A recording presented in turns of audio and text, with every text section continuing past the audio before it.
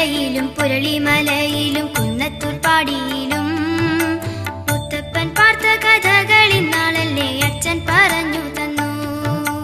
ഓമന കുഞ്ഞി നിന്നുള്ളത്തിൽ മുത്തപ്പ ഭക്തിയുണ്ടാകുവാനായി പറശ്ശിനി ദേവന്റെ കാര്യങ്ങളൊക്കെയും അച്ഛൻ പറഞ്ഞതാണേ.